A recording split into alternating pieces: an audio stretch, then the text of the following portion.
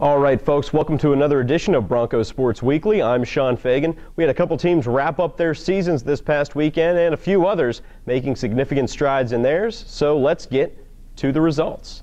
The fourth-ranked hockey team went across the state for a pair of games, splitting wins with third-ranked Michigan on the road, snapping the nation's longest home winning streak. On Friday, the Broncos got a third-period goal from Dane Walters with just 57 seconds remaining to give the Broncos the 3-2 edge over the Wolverines. The Broncos saw their 9-game unbeaten streak snapped on Saturday, though, falling 5-2, but WMU getting the big win in Ann Arbor. The volleyball team posted 2 comeback wins this weekend, defeating Ball State and Toledo 3-2 in a pair of exciting matches at University Arena. With the wins, the Broncos set themselves up for what is essentially the MAC regular season championship against Northern Illinois on Thursday. Setter Tara Norris had a triple-double against Ball State, just the 4th in program history and first ever for a freshman, really setting up some exciting circumstances at University Arena on Thursday. Both men's and women's basketball faced off against their exhibition schedule last week, with the men's team going 2-0 against Kalamazoo College and Northwood, and the women's team beating Indiana Tech. Leonard Whitfield had a double-double against the Hornets on Wednesday and led the team with an average of 15 points per game. 4 women's players reached double figures in scoring against Indiana Tech, with Miami Gidden and Michelle O'Brien finishing with 13 apiece. A little later in today's show, we're going to have Demetrius Ward from the men's basketball team, so look forward to that. The women's soccer team concluded its season this past weekend, falling just short in the MAC championship game against top-seeded Toledo 1-0. Michelle Watson made 5 saves. WMU got to that point by beating Central Michigan 2-1 in double overtime earlier in the week in the semifinals of the MAC tournament. Anina Cicerone notched the game winner in double overtime. The Broncos finished the season with a 14-8 overall record. Congratulations on a great season, ladies. Women's tennis wrapped up its fall season by hosting the prestigious WMU Super Challenge played at West Hills Athletic Club in Kalamazoo. Kathleen Hawkins took the tournament doubles title with 3 wins over the course of the first 2 days, and the Broncos had strong singles showings as well, taking 5 of 8 matches from Iowa State and 4 of 8 from Louisville. The Broncos will be back in action for their spring dual match season. And the men's soccer team concluded its season this past week with a 2-1 win against Bowling Green on Senior Day at the WMU Soccer Complex. Trailing 1-0, the Broncos got goals from Pat Schiffer and Kai Mendez to close the season. Again, congratulations on a great season, guys. And now let's take a look at some of the highlights from this past weekend.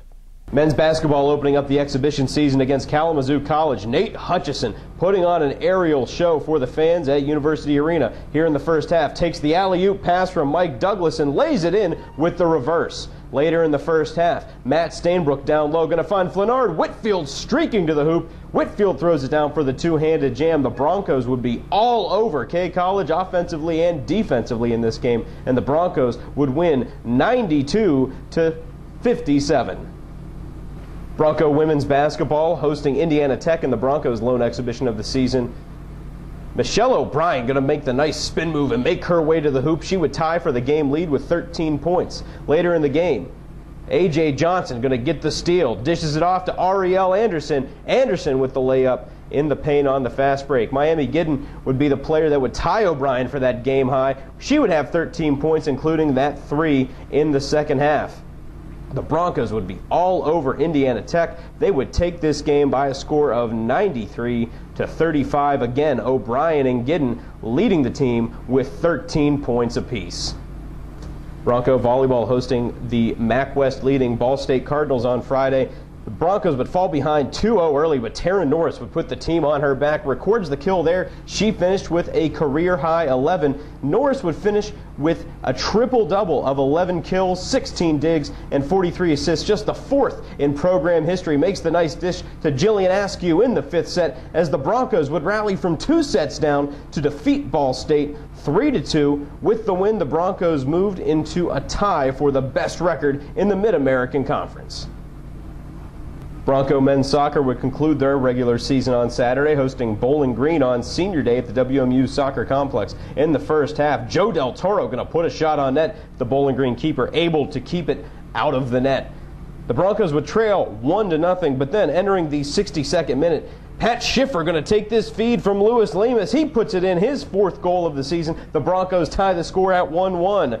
Just 6 minutes later, Kai Mendez going to take the pass from Uriah Pauley, and Mendez going to put it in the back of the net. The Broncos take the 2-1 lead, and there's a mob on the field on Senior Day. Sean Lewis would make the lead stand up late in the second half, making the save. The Broncos finished the season on a high note, winning 2-1. Broncos closing out their exhibition season on Saturday, taking on Northwood University. The Timberwolves would provide something of a challenge for the Broncos, but WMU still came out on top by double digits. In the first half, Hayden Hordeman hits his classmate Austin Ritchie. The freshman buries the three from beyond the head of the key. In the second half now, Nate Hutchison to Flanard Whitfield with the flush on the alley-oop dunk. The Broncos would provide a couple big runs late in the second half to keep the Timberwolves at arm's length. WMU would ultimately win the game by a score of 78-63. Flanard Whitfield with one more dunk just for emphasis. Bronco volleyball back at it on Saturday night, taking on the Toledo Rockets. WMU would enter the fourth set trailing 2-1, but Allie Gosen saying, "No, sir, we are not losing this one tonight." One of her match-high 19 kills, Claire Gerwig in the fifth set, putting one away. WMU trailed 2-1, but they would turn the defense on. It would shut down the Toledo offense, and the Broncos would ultimately win 3-2. They are tied for first in the Mid-American Conference. Well, if you follow basketball at Western Michigan, you already know who our next guest is. He was a second-team All-MAC performer last season as a junior, and entering his senior season, he was named a preseason All-MAC West selection. The Bronco men's basketball team opens their season this Saturday against South Dakota State, and I am talking to senior guard Demetrius Ward. Demetrius, great to have you on the show. Thank you. All right, so you guys just wrapped up your exhibition season last week. You played Kalamazoo College and Northwood, Division III to Division II school, but you guys were able to pull a lot from those games in terms of how ready you are for the season. What did you guys look at? Well, we just wanted to get out and play different people instead of playing each other every day, and it was good to play those type of teams because Kalamazoo College was very small, and they did a lot of things that we're not used to. And when we played Northwood, they was pretty bigger, and they shot the ball good from three, and the bigs was big, and they did work in the inside. Well, the thing about Northwood too, we say they're a Division II school, and you look at Western Michigan and say, "Oh, well, we're Division I, that shouldn't be an issue." But as Coach Hawkins pointed out to you guys, where there are scholarships, there are players, and Northwood was definitely able to put the basketball in the hoop. Yeah, I can agree with that because we played with some of those players like back in high school. Number 4, he was a good player. He won, I believe, 2 state championships back to back. And Coach Hawk said it best: where there's scholarships, there's players. Because people gonna play basketball wherever, and you can't look down and say that's Northwood and like, oh, this is gonna be a piece of cake, because they gave us a good game.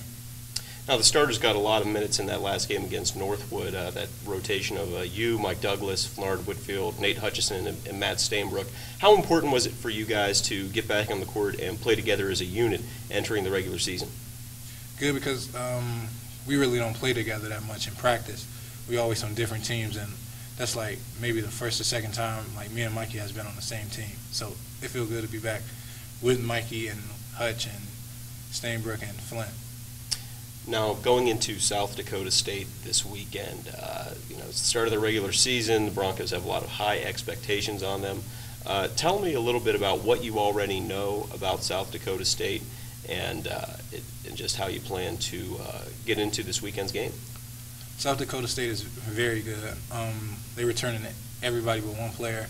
Last year we had them up, I believe, double digits, and at the end of 4 minutes we were down 7. And they have a good guard, and Waters, averaged 19, 4 rebounds, 4 assists. Pretty good guard, and he shot 11 free throws last game, and he made all 11. So basically just, trying to execute the game plan, just stop Waters and just play our brand of basketball. Now, after that, Broncos have a really special treat. They're heading to the 5-Hour Energy Puerto Rico tip-off. There's some great competition in that tournament. Temple, Purdue, Iona, etc. Let's talk a little bit about, how excited are you guys to get to face off top competition, there we go, in an ESPN tournament? That's very exciting. You get to go to Puerto Rico at the beginning of the season, and I believe every game is going to be televised, and there's some good teams. I believe every team last year record was above 20 wins, And to get a chance to play with some teams like that is just a dream. You know, to get a chance to play Purdue, Temple, some of the other teams you mentioned, Maryland, Alabama. It's just a blessing. And we're just going to come out there. First, we got to take care of South Dakota State. Just come out there with the game plan, just play hard, and just be solid. You guys have a tough non-conference schedule. South Dakota State, like you said, is very good. You have the Puerto Rico field, and after that, it's going to be looking at Purdue, Gonzaga, and then Duke, and that's way off in the distance. It feels like over a month. But how excited are you about the chance to play all these top schools in non-conference? Very excited because we dream we can play against some schools. We all believe that we can play on the next level at a higher major, and with this schedule, we get a chance to see where we are at producing or checking those big type of players. Now, you received a very special award last week, or at least the candidacy for an award. You're named one of the 30 candidates for the Lowe's Senior Class Award, and that's given annually to a senior in college, a senior student athlete, I should say, that exhibits success in the classroom, in the community, and just shows high character. So you spent a lot of time over the summer working at Lakeside Academy here in Kalamazoo, and you told me about some of the other volunteering things that you've done in your career. How important to you is it to give back to the community? It's very important because I was in the community a lot, and a lot has been given back to me, and I accepted a lot growing up. I was in youth clubs, and it just kept me out of trouble. And I just want to get back to the community of Kalamazoo since I can't give back to Detroit. So one of my friends, Marianne, cheerleader, she asked me that I want to help out at Lakeside.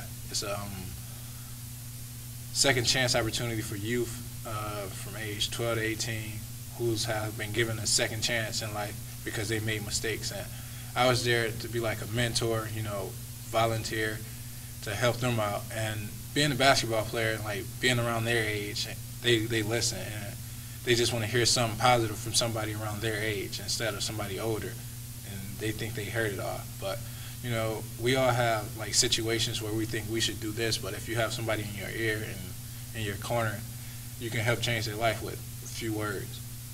All right, well, hey, you've done some fantastic stuff off the court, and we hope that proves to be successful for you. But as we said, you guys get back on the hardwood this Saturday against South Dakota State. Good luck. Thank you. All right, folks, let's take a look at the 5 things to watch for this weekend. Number 5, cross country will wrap its season on Saturday, competing at the NCAA Great Lakes Regional hosted by Toledo. Congratulations on a great season, ladies, and get some rest because indoor season will be here before you know it. Number 4, volleyball has a shot at clinching the MAC regular season championship this week, hosting Northern Illinois on Thursday before taking to the road to play Miami in the MAC regular season finale on Saturday. The Broncos are tied with the Huskies for the best record in the Mid-American Conference, and the winner will be in the driver's seat for the top overall seed in the MAC tournament coming up next week. That's University Arena, 7 p.m. on Thursday, and you do not want to miss that match. Football will be on ESPN2 tonight at 8 p.m. when the Broncos take on the Toledo Rockets in a huge MAC game. It's the first of 3 weeknight games in a row for the Broncos, who will take on Miami on Wednesday next week and Akron on Friday, the Friday after Thanksgiving. Also, in case you haven't seen it, you may want to pick up last week's issue of Sports Illustrated. Greg Jennings, the first Bronco to ever make the cover. Congratulations, Greg. Number 2. Hockey has Michigan State this weekend at Lawson Arena, and it promises to be an electric atmosphere in Kalamazoo. Puck drops at 7:05 on both Friday and Saturday. The Broncos open their season on a 9-game unbeaten streak. They'll look to start a new one this weekend. And number 1, it's hoop season. The Broncos men's and women's basketball teams will lift the lids this weekend when the men's team travels to South Dakota State on Saturday, while the women's team takes on the number 1 team in the nation, Kansas. Next week, we'll hear from the women's team about the start of their season. It's great to be back on the hardwood. All right, and that's going to do it for us here on Bronco Sports Weekly. I am Sean Fagan signing off. Join us again next week, same Bronco time, same Bronco place.